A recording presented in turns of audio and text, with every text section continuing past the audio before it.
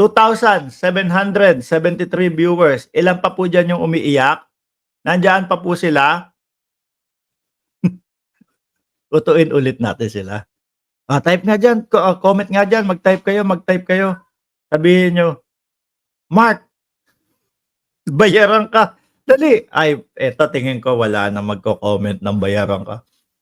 Kasi masasabihan na naman sila uto-uto. Anyway, mga kababayan, ito po. No? Nasa na ba tayo? Ito pa. Barbers kay Royina Garma. Looks can be deceiving. Ayan, dahil nga daw po may nagtanong. Hindi po ba kayo naawa, mga congressman, nung umiiyak na po si Garma doon sa session? Oh. 'Di ba? Mga bossing, kung i-analisa po natin yung mga sinabi po dito, mga kababayan, ha? Kung i-analisa po natin, pagkakaintindi ko po, madami din yata, no, na pinategi itong si Madam. Pakinggan ho natin, mga bossing. No? Uulitin ko, hindi ko na ipapakita yung video, pero maririnig natin yung tawag dito, yung mismong balita po. Nakakapagtaka lamang, I for one, kung oobserbahan si Colonel GM Garma ay kababaeng tao, bagamat police colonel, at kung titignan yung mukha niya kahapon, habang ginigisa, dinidikdik ninyo sa Quadcom hearing, ay parang napaka-gentlewoman, napakalumanay, parang wala sa looks na she could be somebody na makapag-utos or makapag-mastermind ng ganong brutal killing sa loob ng penal colony, penal farm, Congressman Ace. Alam mo, looks can be deceiving, ika nga, no? At, alam niyo po mga kababayan, nung nakita ko yung si Garma, umiiyak na gano'n. Bakit niyo po ako i-contempt? Meron po akong anak na naghihintay sa akin na ilang beses na pong nag-attempt na magpatiwakal. Sabi ko, nakakaawa naman to. Ano kaya ang ano nito? Bakit kaya ipinatawag sa kongreso ito? Yun pala. Kumbaga, madaming bali-balita, madaming pinategi. Siyempre, kailangan talagang malalimang investigasyon tungkol sa kanyang pagkakaugnay dito sa usaping ito. Kasi alam mo naman, limitado lang naman ang Kongreso, no? Ang aming binabasihan ay yung mga signed affidavits o na kung saan yun ang aming basihan sa pagtatanong.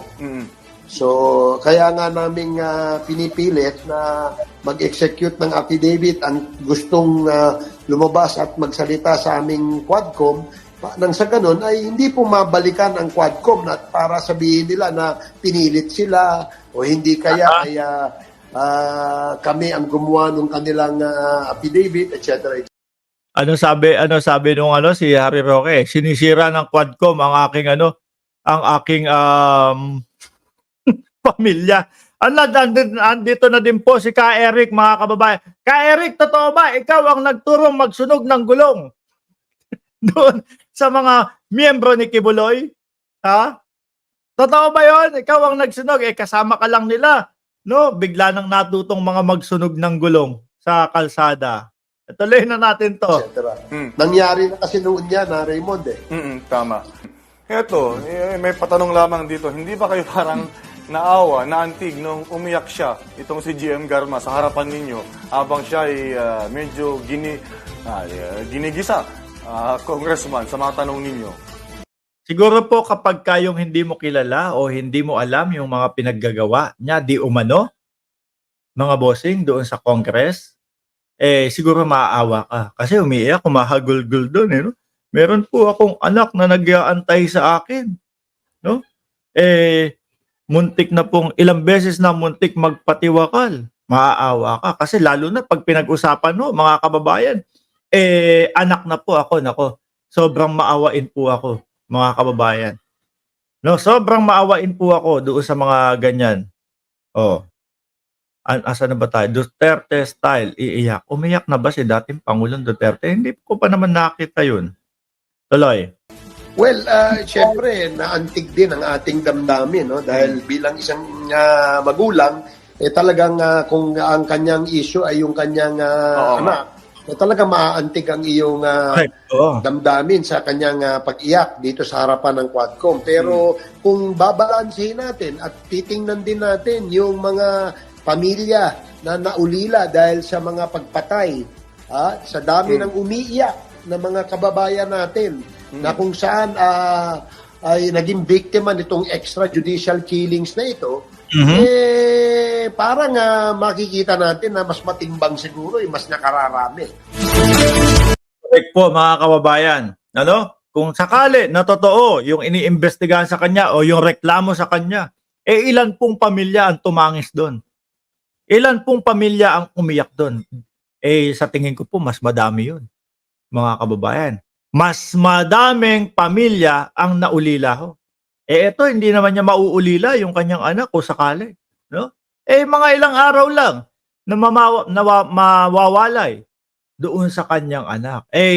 Ang balita ko ho, pinayagan, no, na yung kanyang anak nandoon sa Kongreso. Nandoon kasama niya. Buti, hindi doon sa sa sinasabi sa sinasabi po ni Congressman Benny Abante. Attorney Roque should be detained in the Women's Correction. Women's Correction. Buti hindi po sa Women's Correctional, mga kababayan. Di ho ba? Kung sa Women's Correctional yan, malamang ho, hindi po papayagan, mga bossing, yung kanyang anak na pumasok doon sa loob. Di ho ba? Mga kababayan, ang aral po dito, hindi po porket nasa kapangyarihan kayo, hindi po porket kayo ay nakaluklok dyan, kumbaga kahit na, ilalagay nyo na sa inyong kamay ang batas. Hindi po ubra yung ganun. Dahil ang mangyayari po, mga bossing, kapag nabisto yung mga yan, yung mga kabalbalan, di umanin nyo na pinagagawa ninyo, magbabayad at magbabayad po kayo. Kagaya na lang niya, no? Hindi nyo ini-expect siguro, na pagbabayaran nyo itong mga ito.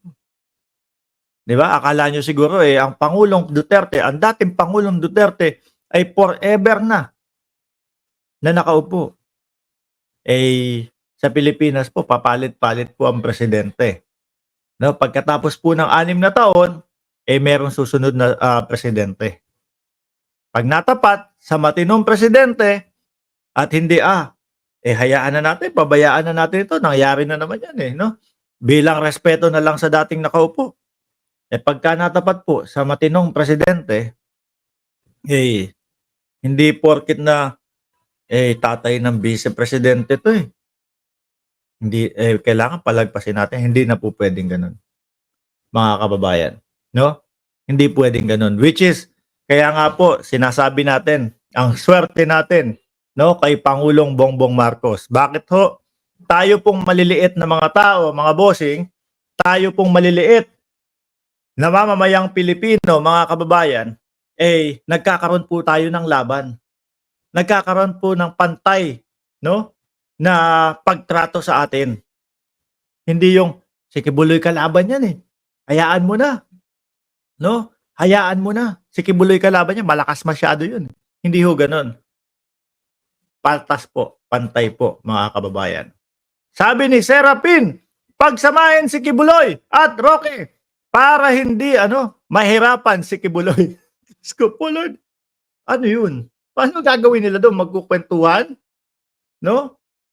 Sabi ni Ma'am Kawamura Dayanara, irespeto ang taong marunong rumespeto sa kapwa-tao niya. Correct. Speaking of that, mukhang matunog po lagi ngayon sa kanilang side na asan ang human rights? Lagi po yata nilang hinahanap ang human rights ngayon, mga kababayan. Sabi ni Sir Victor Manuel, nandiyan ka pala ha? Kala ko wala ka. Victor Manuel, topic ni Christian Esguerra about sa Duran-Duran, bawal daw yun. Kala ko wala ka. Opinion ko, para sa akin, mas kaduda-duda si Padilla kasi imposible naman na tatakutin lang siya ng isang babae. At kung totoo man na tinakot siya, pwede siya agad isumbong, pulis siya. Alam niya kung ano ang dapat gawin. Ayun.